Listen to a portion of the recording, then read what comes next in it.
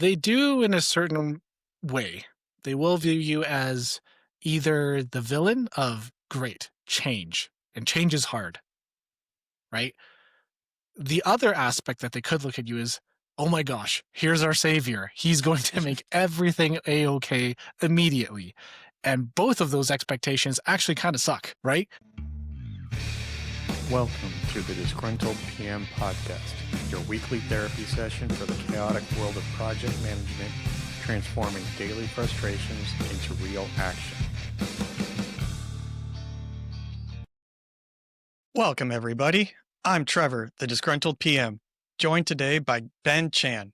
Now, for those of you living under a rock or don't know who he is, shame on you, because he is one of the best voices of project management on LinkedIn. He's a leadership coach, top LinkedIn creator, and he also has his own podcast, the Organized Chaos Cafe podcast. And today we plan to discuss the hero's journey and the villain's journey. Because, Ben, you're big into superheroes, right? I'm big into superheroes. I'm big into comic books, the stories, the powers, all of that. So happy to go and talk about that. So why don't you start with kind of unpacking what is the hero's journey, both from the comic book side and how it relates to project management? Yeah, I mean, from a hero's journey perspective, it always starts off with the person just living about their own life, right? Whether it be Peter Parker being in high school and just doing his own thing as the casual nerd, or maybe there's Bruce Wayne walking with his parents down an alley, right? Going and doing all the stuff that, going to the theater with his parents and such. And there's always a transformative moment, a challenge, something that they need to go and rise up to that they go and hit, either getting bitten by a radioactive spider or, heaven forbid, your parents being murdered in front of your eyes. Not exactly what you want to go and see, but it's something that transforms you and challenges you. And from there, you have to decide how you be able to rise up to the challenge. You may need a mentor. And through that, you develop your powers, you develop your skills, you have your origin story of your hero. And through that, you're still also going to fail. You're still going to work through a lot of these challenges. You're not going to conquer everything from day one. You're continuing to go and learn until you have a reemergence where you are the hero, you are able to go and conquer the challenge and essentially return home, right? Whether you return home as a changed person or returning back to your roots and being able to go and continue your journey, whatever that may look like. That's kind of the typical hero's journey archetype, I think, that a lot of us are fairly familiar with, whether it be Lord of the Rings or any of the comic book era type of stories that come out. And I think for the project manager, what I've seen a lot happen is project managers are typically not wanting to be project managers. They get thrown into the fray, right? And that is the challenge. All of a sudden, they're not trained for it. They don't necessarily know all of their skills and powers. And yet all of a sudden, it's like, you got to go and take this ring to Mordor. You got to go and meet this villain. You have to go and meet this challenge.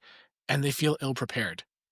Now, the difference being that a lot of people don't necessarily have the mentorship or the training or the skills, apparently, you know, to be able to challenge it immediately. Some people will pick it up naturally, but you may need to go and take training. You do your PMP, you go through all of the knowledge training, but then you find out that experience isn't the same. It doesn't match what's written out there from a utopian perspective of here's how projects should be run. Here's how it'll go work out. And you run into more and more challenges. And for me, where I love to be involved is being able to coach other project managers to be able to understand what is their skill set, what are the powers that they have hidden that need to be revealed, and how can they best use that in their situation to meet those challenges, to fight their villains, to be successful. Wow, you said a lot there. Yeah. I'll start with, I don't think I've ever met a PM that said when they were going to school in grade school, I want to be a project manager when I grow up. Have you? No, I haven't when I was going to school, but I'll have to say nowadays that is changing. there are people coming out from undergraduate school, or even maybe they take an extra degree after in their postgraduate studies, and they are actually saying, I want to be a project manager, which I thought Yeah. is interesting because that's shown to me. One is the brand of the project manager, the role of the project manager is growing. It's Yeah. being more prominent and understood by people in industry and people in school. And that is amazing. Unfortunately, being able to get right into it is not exactly the easiest journey. Yeah. It goes back to that thing of every job description for an entry level PM says 3 to 5 years of experience as a project manager. And how do I get that experience if the entry level roles require that? Right. So, Exactly. entry level roles now I've seen require PMP, and I'm like, that's an oxymoronic statement to start with. Right. Right. And maybe for them they're saying it's an entry level into as their entry level PM, but it's not entry level for everyone else to be able to go into, right? And Right. so I can imagine there's lots of different perceptions on that, but there's definitely ways to be able to access it. It just might be a little bit adjacent to what you are Yeah. regularly associating with project management. Yeah. So when you talk about that hero's journey, it sounds almost like every project I've ever worked on. You know, Mhm. you start off, hey, nothing's gonna go wrong. We've started all the plans, we've prepped everything right, all the stakeholders are involved, we got plenty of money, and then the project starts. Yeah, exactly. Things change. Things don't happen the way you expect them to. And I guess where I draw a lot of my experience from is that I'm a generalist PM. Yeah. It's kind of an odd area because most PMs they have, I'll say, at least a specialty in maybe an industry, or maybe it's different types of projects, right? So maybe it's someone that specializes in ERP software implementation or software development or construction, right? Oh, And you're going into a whole nother world when you mention that word.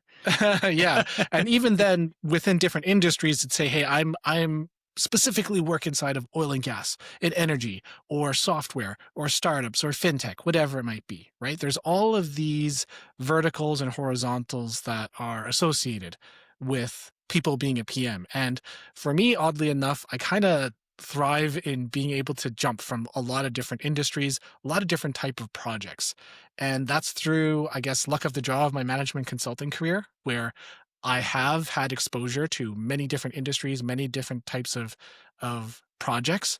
And funny enough, it's always just the project itself, the way that it runs tends to be the same. You'll always run into type problems, right? Just different Regardless of the problems. industry. And the specifics of it might be a little bit different, but the project management for software development is can also be very similar for something for business process development. Some of the quality controls and such might be a little bit different, specifically on what industry or what groups you're working with, all those type of things. But you still want to ensure quality. There's quality management, there's risk management, issue management, schedules, all of those type of things involved. Yeah, I mean, I'm a generalist as well, where I tell I've sat on so many interviews with recruiters and different things, and I say, I manage every project the same. The only thing that changes is scope, schedule, and budget. And it's kind of like building if you ask me to build you a ham sandwich, I'm going to say, are we building Trevor's ham sandwich with meat and cheese, or are we building one off Food Network? But Right. the process is still the same. You're just going to run into different speed bumps, different problems, different flavors, but the principles still stay the same no matter what the industry is. Right. And it's adapting those principles to what's fit for purpose for the customers, the stakeholders, the client, the type of project, all those sort of things. Yeah, and when you start thinking about that, it's not just like I've worked in healthcare for a while, and one of the things I learned very quickly in working with hospitals is when you're doing a cutover for a software for like their hospital software system, you do it during downtime traditionally, right? When the business is Mhm. closed. Well, what do you do when the business never closes and there's no predictability to know when a down period is going to be 6 months from now? Right. And Yeah. if you go a minute over into the next window of time, now you're shutting down 2 shifts instead of 1, Yeah, exactly. Yeah. you know? So there's always nuances with different projects and the industries you're working with.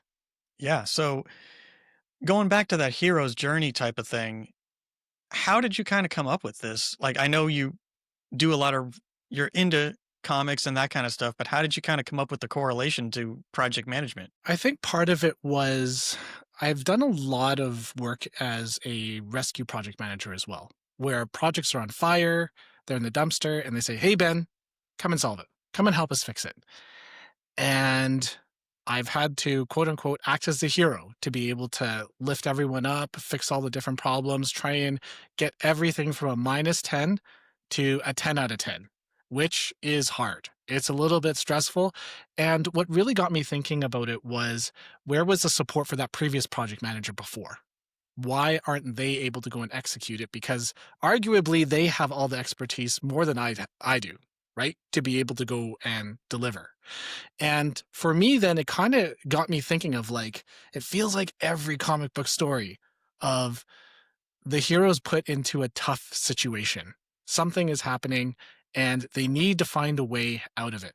And the interesting thing for me is that for all of the different projects, it goes about being solved in very different ways, right? You don't see Superman necessarily solving every single project, every single problem, every single challenge exactly the same way. Otherwise, it'd be a pretty boring story, right? But sometimes he relies on his friends, the Justice League, to be able to go and help. Sometimes it's using his brain to go and think about, how am I going to outsmart this villain, or how am I going to, maybe it has to do brute force to be able to solve it. And so there's so many different ways to go about doing it, and it really made me think about, what are the skills that I'm using in all of these different instances to be able to go and reach project success? How am I delivering value to the client? Because it may be different in different ways, but I have to, one, have a good understanding of what my power set is, right? Whether it's shooting webs or maybe it's my utility belt, I still have to have a good understanding to know how to use it. And when I use it, how do I use that effectively? So that really kind of got me thinking about, how do I make more heroes? How do I make more project heroes out there to be able to solve their problems? So you brought up something there that I know about you because we talk frequently, and it was a career field that I had kind of never heard of until I talked to you about it, which was the rescue PM. How did you get into that, and can you kind of go into what exactly that is? Well, if it is an accident to be a PM, it's also somewhat an accident to be a rescue PM. And sometimes it's through some of the relationships built through the consulting work, where they said, "Hey, we really like what you've done here. We have a problem on this side. Could you help us out? Could you help us out with this piece of it? I know it's not within what you're working in right now, but with the way that you're able to go and deliver, could you help us out with this?" Great. You're able to go and do it. And somebody else hears about it and they say, "Hey, could you also help us out with this one?" And so it continues to go and grow. And I wouldn't say, this is definitely one that I don't think people want to say, is like, when I grow up, I want to be a rescue PM. That is not the situation you want to be in, because usually what happens is they already have a project manager, or they might not have any project manager at all, right? So the first case is that there's a project manager, maybe there's some disagreement, maybe it's personality, maybe it's performance, whatever it might be, and the project as a whole is underperforming. And that's when somebody has decided to go and raise the white flag and say, "All right, we're done with this. Let's go and find someone else to be able to go and help deliver," right? Similar to like a sports team where it's not doing well and they're like, "We got to find a new coach." They fire the coach and then they bring in someone new to be able to hopefully get them moving into the right direction. Now, is it the best solution for it all? In my opinion, not necessarily, but it is something that we see very often in organizations and in sports teams, right? And in superheroes, as you said, you phone a friend. Right, right. You tag someone in to be able to go and help you out. And from the other side, where they don't have any project manager, is they start to recognize the amount of chaos because they don't have anyone helping them. And that chaos has built up to the point where it's going to erupt. And they say, "We need someone to help us now guide it." And that's when sometimes a project manager will be thrown into the fray. And they're sitting there wondering, what did you guys do? What's the schedule? What are the deliverables? What's your scope? And there's nothing. There's bits and pieces And of documentation, maybe, and a lot of things are done through hearsay. And that's where, as the rescue project manager, you have to organize all those pieces of information and help organize the people as well. so you're almost like you're starting a project over mid-project. Exactly. Yeah. So The rescue projects are usually already well underway. And then you're thrown into the fray. You're thrown into the hot oil frying pan. yeah, and to that, I kind of want to poke on this one a little bit because there's a lot of information that I think the audience can really get from you on doing that because we've all been I can speak for myself and probably most PMs that we've been in an organization, you're a more senior PM, and then someone taps you on the shoulder and says, "Hey, John over there is having a rough go at it. He's still new. He's in over his head. Can you help him out?" Mhm. And then you go over there, you kind of put your arm around John and you're like, "Okay, what's going on? How can I help you?"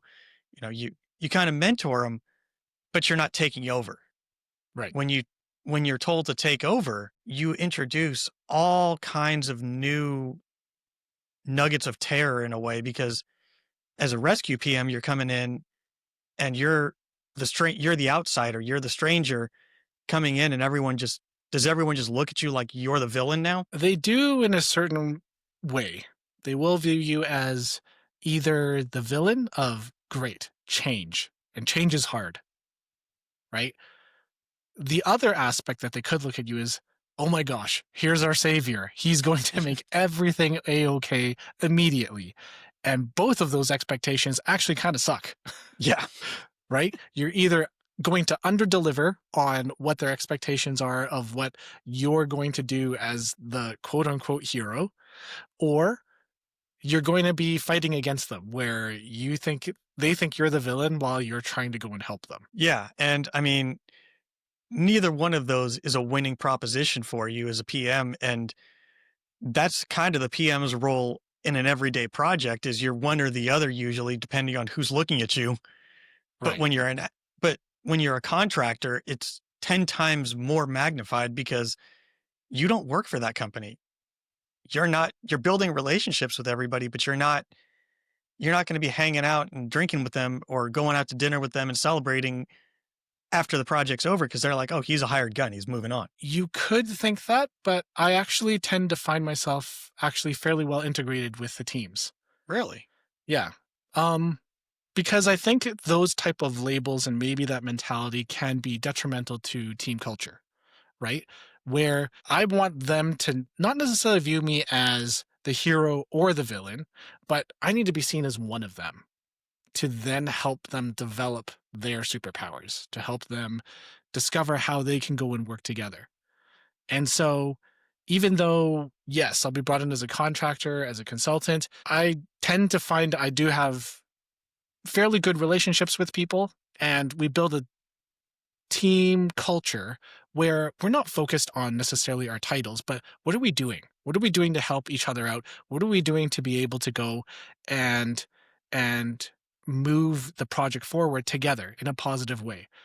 That also requires hard conversations sometimes about accountability, about trust, right? And if somebody, does something that's not good behavior in relation to their team culture, we have to be able to keep people accountable to those type of, we'll say, social rules that we have around how we're going to go and deliver. But even when the project is done, I mean, I'll be honest, part of it is I'm going to be helping to organize those celebrations anyway. Because I will put little line items in there of what that budget looks like inside of the project. It's not strictly just on all the equipment we need to go and buy, all the time and costs. There's probably a line item in there that says for team building, which could equate to celebrations of the project or of milestones that the team is able to complete because that's the type of team culture I want to go and build. So in Canada, that would automatically be between October and March, a tickets to the Flames game. Possibly. I mean, I don't think it goes up that far, but even if it's just something to be able to have a team gathering and having dinner together, or going out for drinks and such in a responsible way. Those are things that we will plan for. So what you're telling me is it almost sounds like communication is the most important superpower you have as a contract PM or a rescue PM. Absolutely. And when I hear communication, I almost want to change that to engagement, Yeah. because communication sometimes feels like it's a one-way thing. I'm telling you something, I am communicating with you. But if I'm engaging, I am listening as well. I have to know what you're thinking, what your intent is, what your meaning is behind the words, and being able to take that and then also relay what my thoughts are, right? And having that go back and forth. So it's more than just a one-way communication. It is very much a two-way piece where we both have to be engaged. I have to make sure that our discussions are reaching the right um alignment points that we need to be able to deliver, to be able to know that we're performing well. Yeah. And that kind of, you just reminded me of what I always talk about with I hate the word networking. I despise it with a passion Yeah, because it sounds so transactional. I always say I'm in the business of relationship building absolutely. because, you know, yes, we all are trying to collect followers, we're all trying to grow, but you also want to foster those friendships and those relationships. So when somebody says, "Hey, I started a podcast. Do you want to be a guest on the show?" That other person says, "Well, what will we talk about?" Right. Yeah, exactly. You know, Just purely hypothetical situation, right? yeah, and I mean, this is where it's the beauty of being able to go and engage with people and have that conversation with relationships and building upon them. They're they're not just for the project. They're also for your future opportunities Yes. into other projects, right? Because people will move around. People will Mhm. also move up to higher positions, and who knows what they're going to be managing, right? And if you have a good relationship with them, hey, you could be the first one on the call with them to be able to get that next opportunity. Yeah, I'm pretty sure I've told this story before on the show, but a company I was with about had a ton of layoffs in January of 2024 or 20, yeah, 24. All the way through 24 there were layoffs. Beginning of January 2025 there were a bunch more layoffs. And I reached out to one of the guys who I was surprised that got laid off and I said, "Hey, isn't it great that we've got so many people that are in our networks that all work for this massive company that we just got laid off from?" And I get the sarcastic, "Yeah, that's half of my network." And I said, "No, I'm serious because probably half those people in your network that worked for that company got laid off in the last year and they're going to land elsewhere. And now you've just exponentially increased your reach by everybody else around you just by making friends inside the company you were working at." Yep. And part of that's going to be, what brand are you building internally within yourself as a project manager or yourself as an employee, right? And then that result is, what's your reputation? What's your reputation outside to other people that you haven't even met yet? They're all your second degree, your third degree connections. Well, that's what I was taught 20 years ago by my brother is called my hallway file. Hmm. It's what two people passing each other in the hallway will say about you when one says, "What do you think of Trevor?" Right. Because we've all had those conversations as PMs where there are certain people especially on LinkedIn, that are very popular, but we also agree they're all very fake, Hmm. and people could say that about me probably, and I'll be the first to say you're probably right in some aspects. But it's that reputation you build around each other that, hey, oh, Ben. Yeah, Ben's awesome. Oh, yeah, I do too. Automatically that relationship is built because Ben is a good person and you're the bridge. Yeah. Hopefully, I'm a good person. I mean, I wouldn't invite you sometimes on if I didn't it's up think to you the were. audience to, I guess, figure out what they want to go in and have an opinion of. But yeah, Well, you're Canadian, so you have to apologize if someone says not you're not, right? yeah, yeah, pretty much. That's how it You know. goes. So I want to take a moment and pause here because I have a Patreon account right now with the show where I have two tiers. The $1 tier is the low hanging fruit, where it's $1 a month, and that's just you're helping support the show. You're helping fund all the recording software, all the different things that I have to pay for overhead. And then there's the $5 a month drinking the Kool-Aid tier. And that's where you get bonus content with every one of my guests, where I'm going to be asking Ben possibly questions like, how do you become so popular on LinkedIn? What are some of the tips and tricks you've used over time to help build your consulting business? No promises on those questions, but they might be in the mix. Yep. And Nope. Looking forward to it. but that's where I'm asking direct pointed questions for for getting information out of my guests and exploiting their expertise as a positive risk, because we don't hear positive risk used very often. I just call them opportunities. All right. So with that, with my soapbox greasy salesman out of the way, let's get back to what we were talking about with kind of going into the villain's journey now, because we talked a lot about the hero, but on every hero needs a villain. Yeah, and hopefully your villains are just the inanimate challenges that you have within your project, but they also can be created just with your own villain's origin, right? This is how the villain Explain. was created. And what I've seen for a lot of project managers that struggle with transitioning to a different project, or they go from one project and they don't get the same results that they had previously, is that sometimes their philosophy of how they execute project management might not necessarily fit. And one of my favorite sayings is, how do you know that what made you a hero? How do you know that what made you a hero in one project doesn't make you a villain in the next? So if I'm moving from a startup client, I can't necessarily behave in the same way for an energy client. How I show up for fintech might be different for government. And I know there's that whole piece of you need to be authentic and consistent, all those type of things. And I would say you can still do those things, but you still need to adapt to what your environment looks like. You still need to understand who you're talking to, what's going on, what are the key areas that they're actually truly focused on. Like, even from a project success perspective, if you're constantly looking at it as a triple constraint, sure, that's one way to look at it. But if they really care about customer satisfaction and not so much of a cost, guess what? If you don't shift how you're going to deliver, and you deliver your project and the customers are unhappy with the result, guess what? You've just turned yourself into a villain. See, when we talked about this previously, I was thinking the villain. If you're the hero, you've got to have a matching villain, and I was thinking villain as that stakeholder that you can never please, that team member that you throw out. You could say the sky is blue, and he or she will argue with you. That could be a different perspective on it, of someone that is that villain to hold up your project. And I think it's always interesting when you handle those type of situations is they think they are the hero in their own story. They'll Yeah. always think they're the hero in their own story.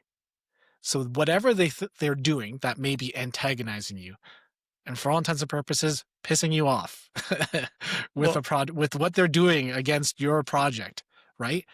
Is if we take a little bit more of an empathetic look to understand, why do they view that they're the hero? Why are they doing what they're doing? And understanding that a little bit more, right? One of my favorite storylines is when the villain also becomes friends with the hero. yeah. It's funny we talk about this today because I actually just saw something about somebody made a post about perspective, and then they said the truth. There's always three perspectives to every story: yours, theirs, and then the truth. And usually, the three do not. In a Venn diagram, there's not as much overlap as you would think between all three of them, because my perspective of the project is the PM, and then the team members project are totally different views of the world, and then there's the stakeholder whose view considered the truth. Right.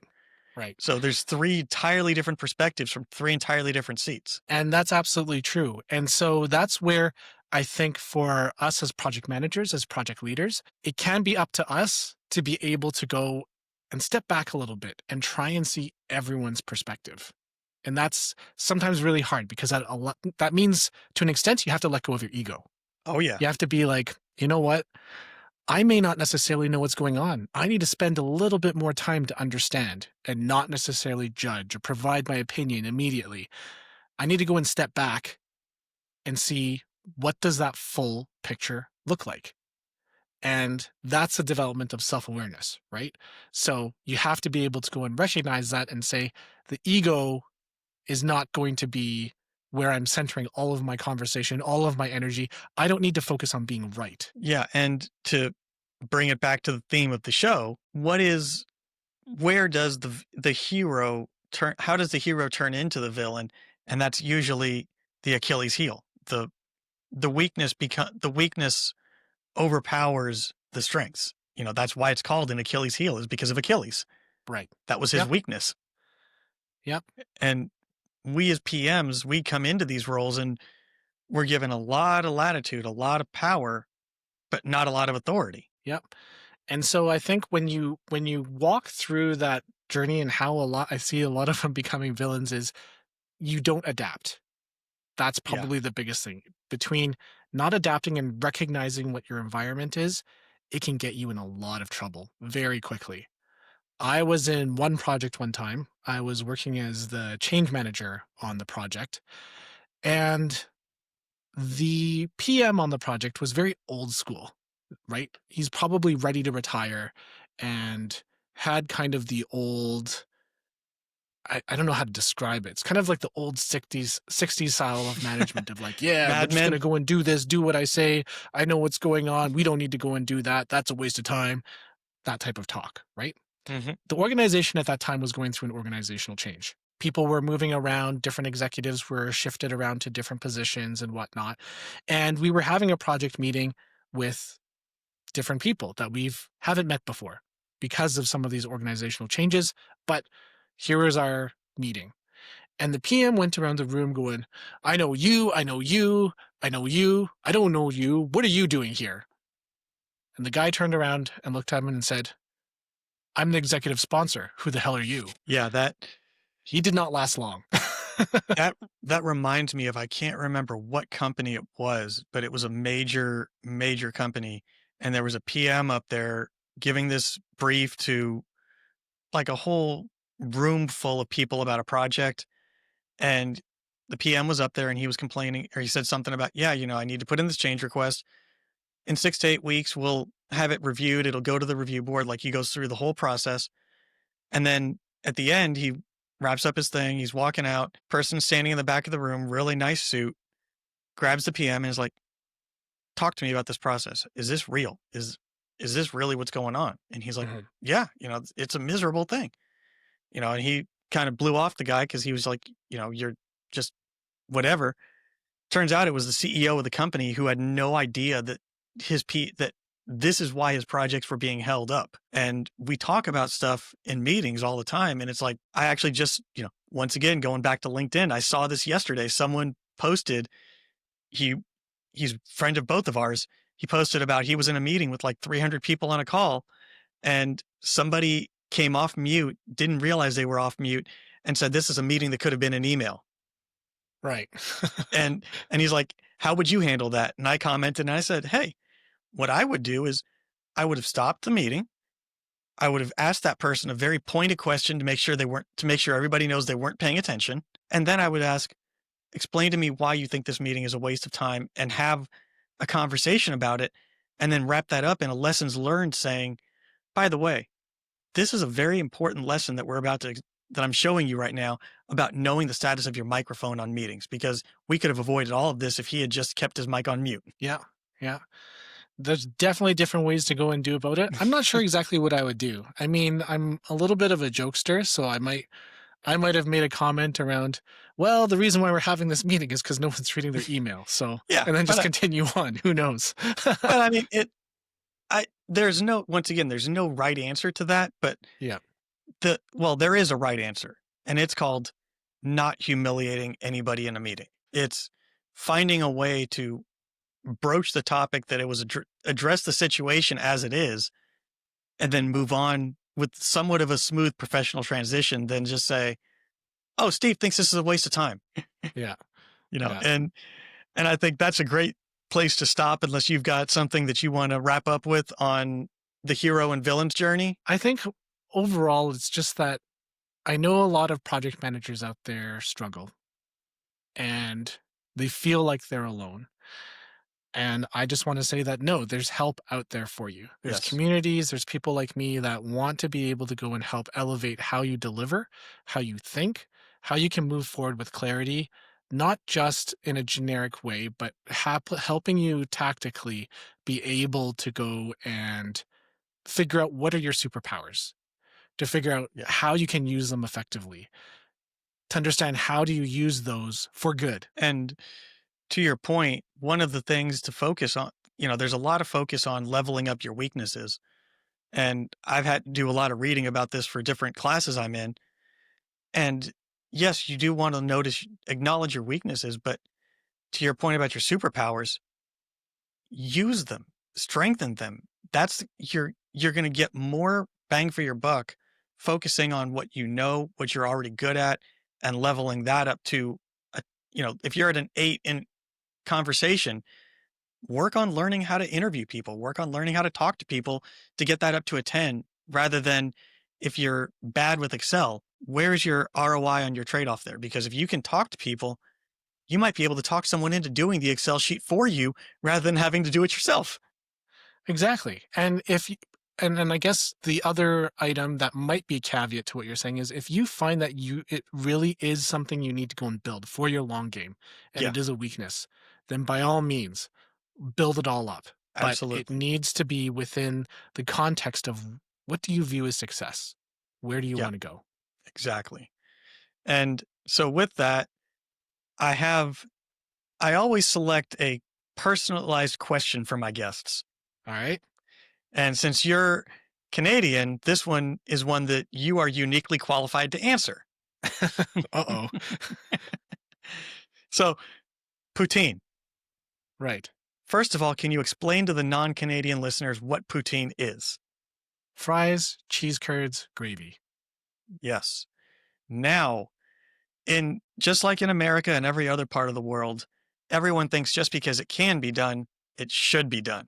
When you've gone out in your travels of your country and you see poutine everywhere, because when I was in Canada for a vacation, I saw probably a fraction of the variations that exist. What is the one thing you saw put into poutine where you're just like, I don't know how that's going to go, but you were unexpectedly surprised and you're like, yes, this works. Huh. I'm actually not too surprised by a lot of different variations of what people put into poutine. Some people put like pulled pork, or they'll do like kind of the loaded potato with sour cream, onions, and bacon, and then have the poutine underneath type of thing.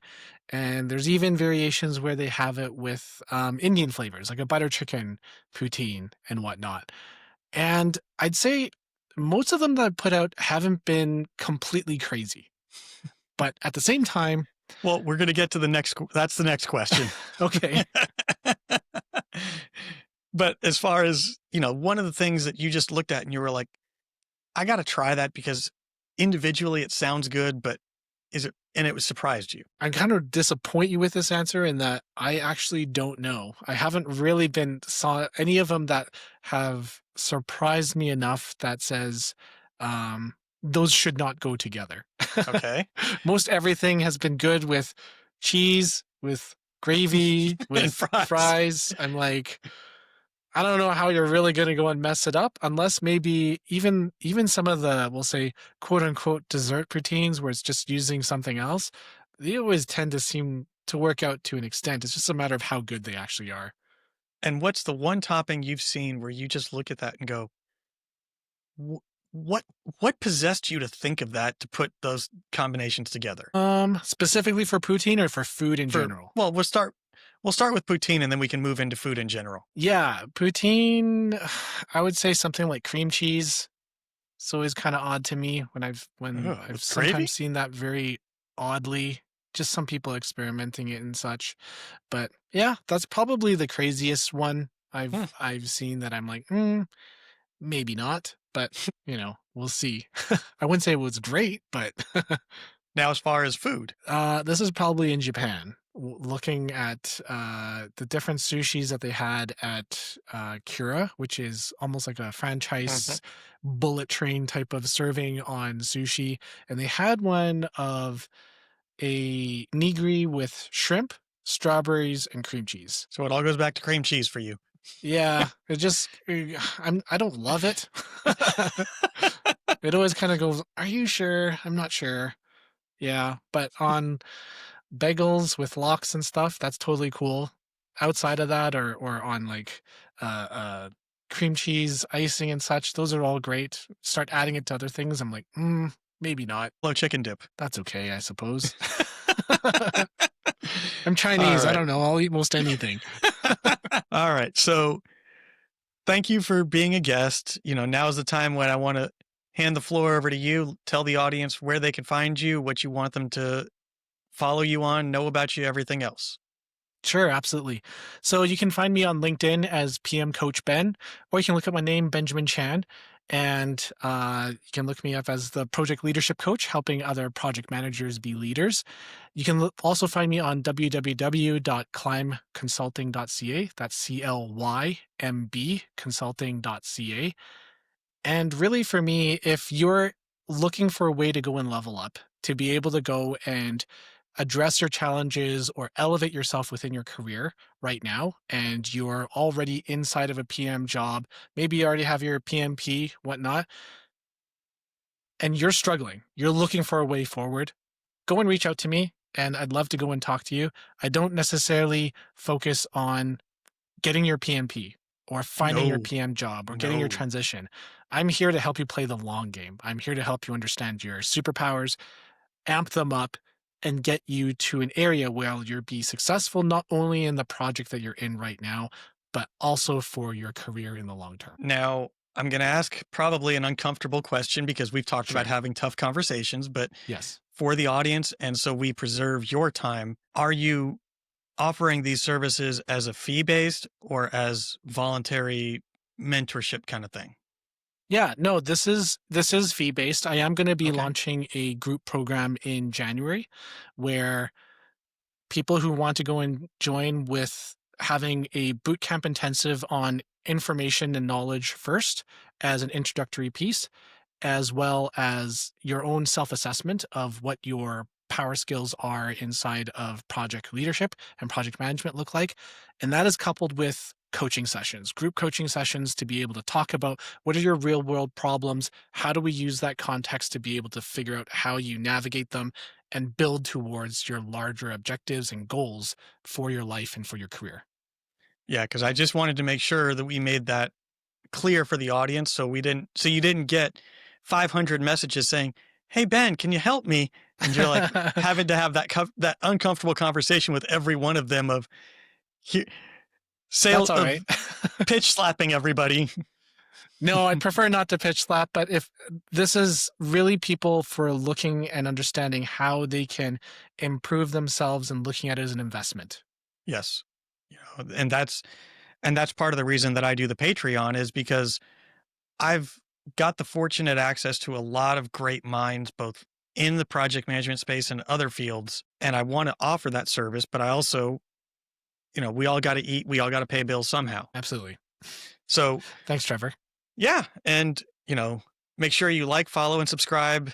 Show notes or links to Ben's stuff is going to be in the show notes as well. So if you want to look him up, I'll have his LinkedIn and his website linked in the show notes. Don't forget the Patreon, where I'm going to be focusing with Ben on his LinkedIn strategies because we didn't really touch on that in this episode. And it's I feel like that'd be a giant miss for me if I didn't talk to him just to find out a few of his tips and tricks on my own. Absolutely. So with that, I'll wrap the show up with may all your deliverables be on time, your budget's in the black, and your scope not creeping. For Ben Chan, I'm still Trevor, and I'm still the disgruntled PM.